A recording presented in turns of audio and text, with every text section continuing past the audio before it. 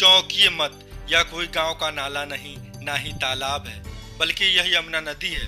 कहा जाता है कि यमुना के बिना ना तो हम ब्रिज की कल्पना कर सकते हैं, ना ही कृष्ण लीला का रसास्वादन कर सकते हैं। यमुना नदी का हिंदू जीवन में क्या महत्व है, भक्त के मन में क्या सार्थकता है, यह सब हम अच्छी तरह जानते हैं। पश्चिमी हिमालय से निकलकर उत्तर प्रदेश एवं हरियाणा की सीमा के सहारे 95 मील का सफर कर उत्तरी सहारनपुर पहुंचती है और फिर यह दिल्ली आगरा से होती हुई इलाहाबाद में गंगा नदी में मिल जाती है। भारत की सर्वाधिक पवित्र और प्राचीन नदियों में यमुना की गणना तो की जाती है, लेकिन यह बेहद निराशाजनक है कि यमुना नदी के अस्तित्व को बचाने और उसके जल को उपयोग लायक बनाने के लिए कोई कारगर योजना नहीं बनी है। यमुना की सफाई दिल्ली में एक बड़ी चुनौती बनकर सामने आई है। सरकार द्वारा यमुना की सफाई पर भले ही लाखों करोड़ों रुपए खर्च कर दिए गए हों, पर आज भी यमुना गंदगी से भरी है। हालात यह है कि 1993 में बने पहले यमुना एक्शन प्लान के बाद दूसरा प्लान भी बनाया गया और उस पर कार्य किया जा रहा है, लेकिन यमुना अब भी उतनी ही प्रदूषित है जितनी पहले प्लान की शुरुआत के समय थी। यमुना एक्शन प्लान का विफल होना और करोड़ों रुपए खर्च होने के बावजूद यमुना का दिल्ली में गंदे नाले के रूप में बहते रहना निश्चित ही दुर्भाग्यपूर्ण है। देखिए, इसके लिए तो गवर्नमेंट की पॉलिसीज ही जिम्मेदार है, क्योंकि जो अनऑथराइज कॉलोनीज दिल्ली के अंदर कुकुरमुत्तों की तरह उगी हैं, उनका जो सीवेज सिस्टम है वो तकरीबन सभी जमुना में गुजारा है।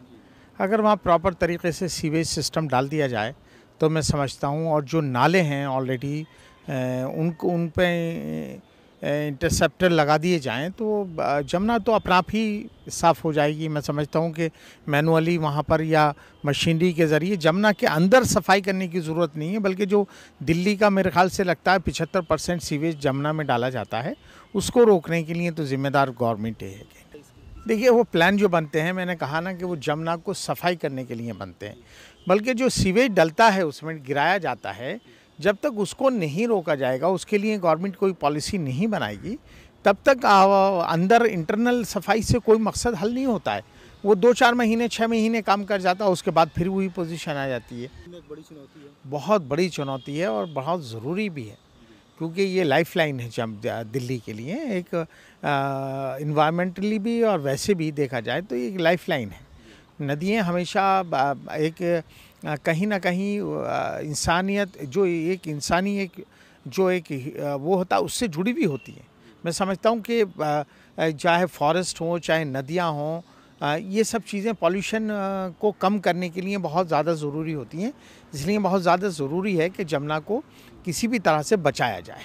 वर्तमान में दिल्ली में यमुना की स्थिति का अंदाजा इसी बात से लगाया जा सकता है कि यहाँ पानी में घुलनशील ऑक्सीजन की मात्रा प्रति लीटर 4.0 मिलीग्राम की सामान्य स्थिति के मुकाबले 0 से 1.79 मिलीग्राम प्रति लीटर है। वहीं दिल्ली प्रदेश में प्रतिदिन 3268 मिलियन लीटर मैला यमुना में प्रवाहित होती है। यही वजह है कि इसके पानी में मछलियों व अन्य जलीय जीवों का अस्तित्व ही समाप्त हो गया है। यमुना की सफाई के लिए सरकारी प्रयासों के साथ ही आवश्यकता इस बात की भी है कि सरकार आम दिल्ली वासियों को भी इस कार्य से जोड़े। जब तक दिल्ली वासियों के मन में यमुना को बचाने के लिए उसके प्रति प्रेम नहीं उमड़ेगा, तब तक यमुना का साफ होना सिर्फ मुश्किल ही नहीं अपितु असंभव ही है। यमुना की सफाई के लिए पूरी इच्छा शक्ति के साथ सरकारी प्रयास किए जाने चाहिए, तभी जाकर हम यमुना के अस्तित्व को बचा पाएंगे। भारत की सबसे सर्वाधिक प्राचीन और पवित्र नदियों में यमुना नदी की गणना तो की जाती है, लेकिन यमुना नदी की स्थिति आज वही है जो एक नाले की होती है। सरकार द्वारा यमुना नदी की सफाई के लिए कई प्लान बनाए गए, लेकिन सरकार का सारा प्लान विफल रहा। आज यमुना नदी की स्थिति वही है जो आज से 5 साल पहले थी। अब आने वाला वक्त बताएगा क्या यमुना नदी की सफाई हो पाती है या नहीं हो पाती है। कैमरामैन आबिद के साथ मैं अशफाक अहमद, जामिया न्यूज़।